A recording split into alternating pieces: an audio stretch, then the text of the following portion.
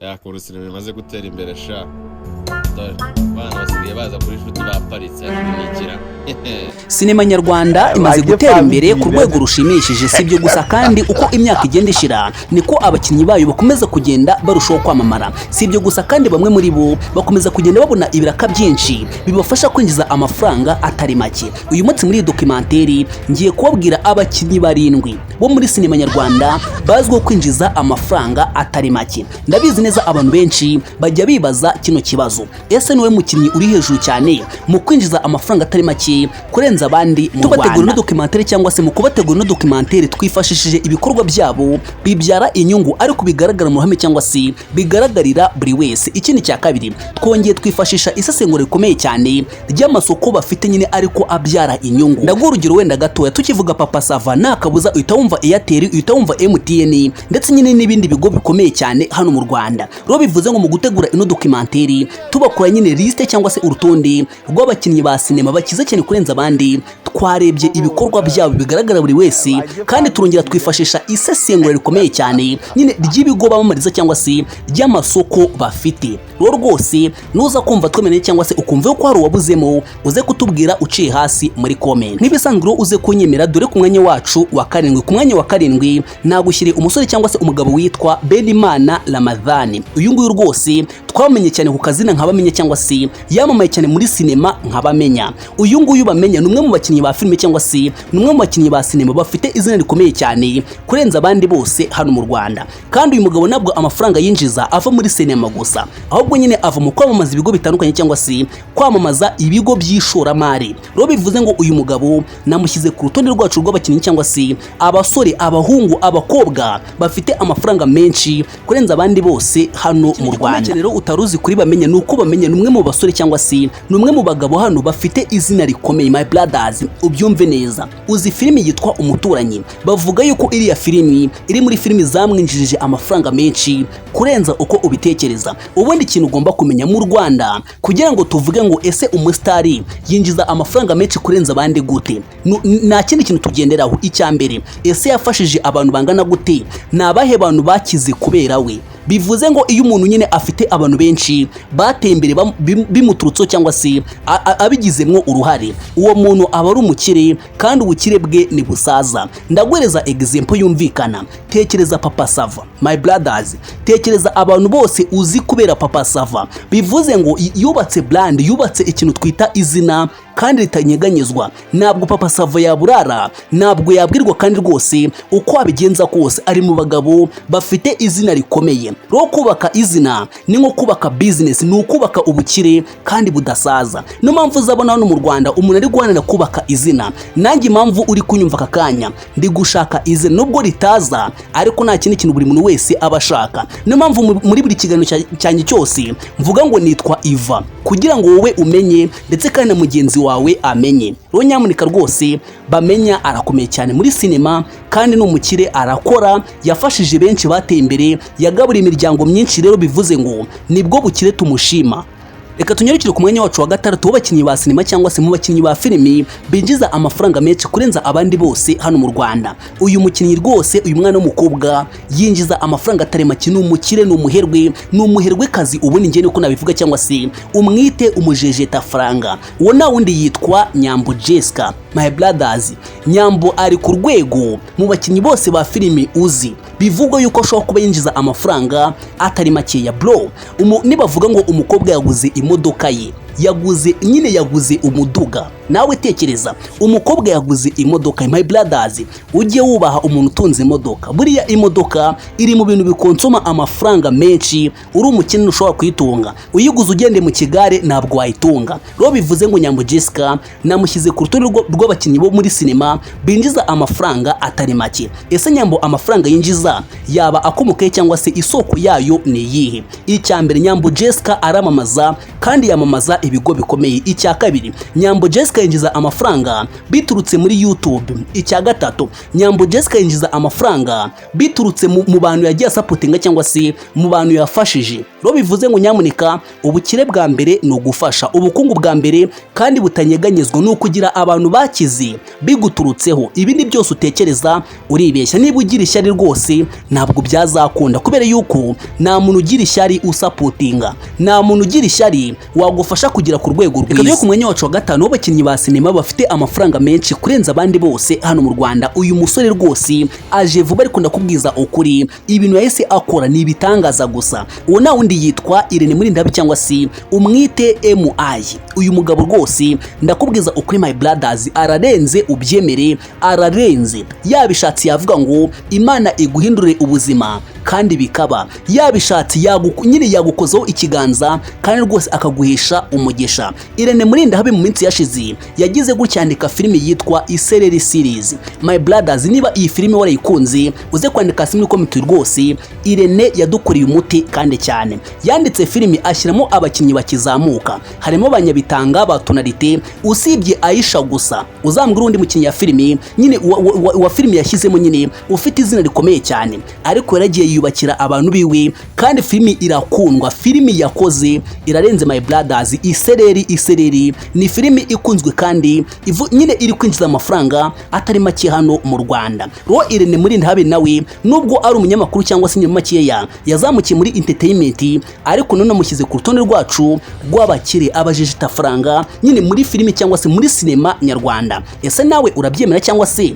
nawe turawuza? Ku mwanya wacu wa kane turasanga umukire cyangwa se umuherwe witwa Clapton Kiboke. Kiboke ni umwe mu basetsa ndetse kandi bakanakina filime. Ikindi cya kabiri, afite abafana benshi cyangwa se afite abafana amagana. Yamaze kwigwiza umufana cyangwa se yamaze kwigarura icyo twita igikundiro cy'umufana. Ro Clapton Kiboke yinjiza amafaranga biturutse mu kwamamaza YouTube ndetse kandi ibitaramo byinshi bigiye bitandukanye byo gukina filime. Murabizi neza ko Clapton Kiboke niwe mustari wa mbere wazanye uwitwa Japhet Mazimaka. Ikindi cya kabiri azana n'uwitwa Rusini Patrick. Japhet Mazimaka mwese nyine muramwibuka, n'undi musore bigeze kuzamukana nibuka neza izina ryiwe, nyine bazamukiye ubundi muri komedi yitwa Bigomba Guhinduka. Rero rwose Clapton Kiboke nawe ari ku rutonde rw'abakire abaherwe abajejita faranga dufite muri sinema kurenza abandi bose hano mu Rwanda. Mwanya wacu wa gatatu w'abakinnyi ba filime cyangwa se w'abakinnyi ba sinema binjiza amafaranga menshi kurenza abandi bose mu Rwanda, nagushyiriye uwitwa Niyonshuti Yannick cyangwa se umwite Kramani. My brothers, Kramani ni Daddy. Kubera iki? Daddy yafashije abantu benshi, yatumye abantu benshi ubu ngubu ari abakiri bagenda mu modoka nziza, batuye mu mazu meza kubera izina rye. Niba avuga ngo umuntu yarakuzamuye ntukabyitiranye, nta muntu uzamura undi, ariko umuntu agufasha gusheninga cyangwa se agufasha gusa neza, agufasha kugucira inzira kugira ngo utavunika. Sinzi niba urabyumva neza. Niba uri umukontenti creator aka kanya bino ndi kuvuga uri urabyumva, ariko niba utari umukontenti creator, niba uzi neza yuko utigeze wiga gutegura video nka gutya tubikora, ndakubwiza ukuri my brothers, ntabwo wamenya imvuno umuntu agira kugira ngo video iboneke, ntabwo wamenya imvuno umuntu agira, ingorane umuntu ahura nazo kugira ngo nyine ashake kubaka izina. Bivuze ngo nubona umuntu wubatse izina, much respect, ntabwo ubuzi ngo yatangiye ryari, ntabwo ubuzi ngo yahereye mu biki. Rero bivuze ngo Kramani rwose ni Daddy, nje ndamushimira cyane. Yafashije abantu benshi, yatumye abana benshi barya, yatumye abasore benshi nyine bava mu bushomeri, atuma abakobwa benshi bambara neza kandi rwose nyine batihebye. Rero Kramani ni mpamvu ngomba kumushyira ku mwanya wa gatatu mu bagabo bakize kandi bafite amafaranga. Nubwo yakena, abo yakije bakagumana amafaranga, my brothers, aguma ari umukire kubera yuko ababizi neza ko igikorwa yakoze ni igikorwa gishoborwa n'abantu bake. Umuntu ugufasha, umuntu ugusapotinga muri bino bintu tuba turimo, rwose ujye umuhereza respect. Kawe nubwo yakugira inama gusa, kubera yuko hari igihe akugira inama ariko nawe ubwe nta muntu wigeze uzimugira. Hari igihe aguhereza support kandi rwose we ubwe kugira ngo ibyo binabigereho nta yandi maboko yigeze abona. Ku mwanya wacu wa kabiri mu bagabo bafite amafaranga menshi mu bakinnyi ba sinema cyangwa se mu bakinnyi ba filime mu Rwanda, uwo nta wundi turasanga Nyagiso cyangwa se umwite Kanyamugandi. Ndakubwiza ukuri Nyagiso rwose much respect, uri dadi kurenza Clamani. Kubera iki? We wafashije dadi noneho. Bivuze ngo Nyagiso niwe wagize uruhare kugira ngo Clamani tube tumuzi. Nyagiso yazamuye Clamani, ubyumve neza cyane. Nyagiso yagize gutya azamura Clamani.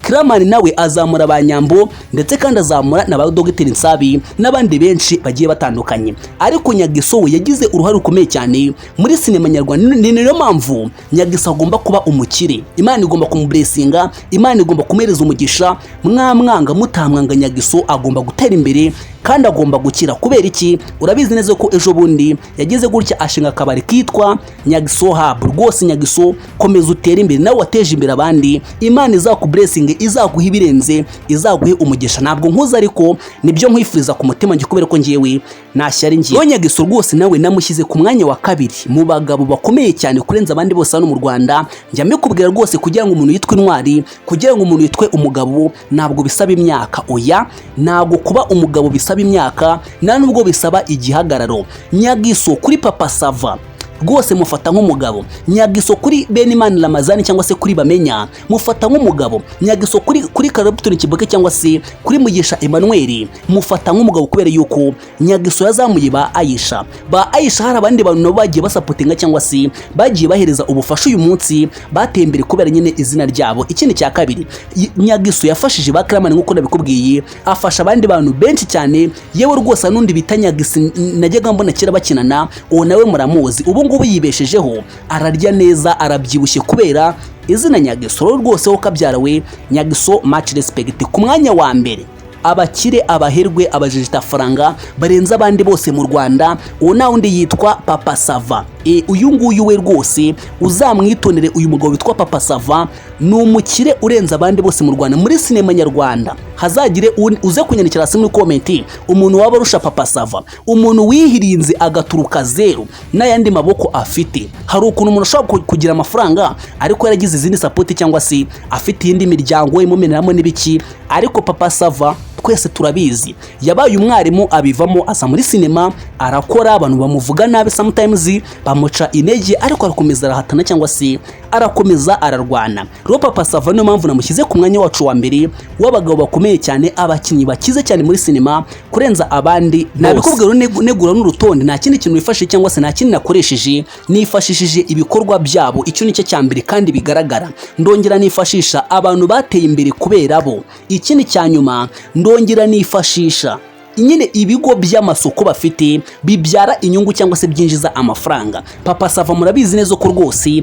niwe muntu usinya amakontrakt menshi kurenza abandi hano mu Rwanda. Ubyangu byemere mu mateke no muri MTN, muri Airtel usanga Papa Sava nyine ariyo kandi cyane. Rero bivuze ngo Papa Sava ahagarariye abandi, niwe daddy, niwe papa wacu muri sinema, muri entertainment, mu myidagaduro niwe wa mbere. Nubwo yaba adafite amafaranga menshi ariko arakize kubera yuko abo bayatunze hari sometimes ushobora gusanga barayamukuyeho cyangwa se hari uruhare yagize kugira ngo nabo umusozo wa video ndagusaba akantu gato cyane. Niba ino video wayikunze ukumva yuko rwose yakuryoheye, nugenda udakanze like. Icya kabiri, uze guca hasi muri comment utubwire uti se urumva ari uhe muntu twibagiye muri bano nyine nawe wagakwiye kuza kuri no tonde mu basore cyangwa se abakobwa bafite amafaranga menshi. Njyewe nakubwira wenda nibagiye mwo gatoya n'uwitwa Mukobwajana Asifiwe cyangwa se umwite Miki. My brothers, Miki nawe ari mu bantu bafite umugisha muri sinema cyangwa se muri entertainment. Mu mwitondere kabisa, Miki ariho arabikora neza cyane, kandi Miki nyine kuva yashaka mbona Imana yaramuhezeye cyangwa se yaramublessings, yamuhaye umugisha pe. Mu minsi yashize nibwo nabonye nyine umugabo witwa Ashton Hall ari kugira gutya nyine ari gufelicita cyangwa se ashimira uwitwa nyine aho nyine uyu mugabo yagiraga ati rwose umuntu wa supportinze Kagarara nanjye ubwanjye nzamufasha kumushimira. Rero nyine byansigiye isomo rikomeye cyane, byansigiye akantu kavuga ngo gufasha udategereje inyungu hari igihe ziza nyine nyuma cyangwa se zikazaza mu myaka izaza kandi utarora biteganyije na gatoya. Gira neza wigendere, ineza uzayisanga imbere. kano kantu uzakibagirwe na gatoya. Gira neza wigendere, nubwo abo wagiriye neza batabimenya, ariko we ubwawe mu mutima uvuga ngo nagize neza. Nubwo wagiriye neza bakugambanira ukava kuri nosi, ariko ndakubwiza ukuri, aho uzajya nabwo hazaba ari habi, kubera yuko uzageraho usange ufite amahoro. Rero nyamuneka rwose Agapromota nawe much respect, namushimira cyane. Njyewe twigeze kuvugana rimwe kuri kora, ariko rwose umutima agira ntabwo ubaho bro, ntabwo ubaho. Umuntu anashobora ukuntu Agapromota ameze. Niba wumva nkubeshya, uzashake nimero sorry namba ziwe umuhamaga. Ndabizi neza ku ma TikTok ziba ziriho, ku ma Facebook ziba ziriho, ariko Agapromota arakomeye mu Rwanda. Much respect, ndabakunda cyane abankunda n'abatankunda, kandi Imana turebana icyoroshye. Hasta la vista, ciao ciao.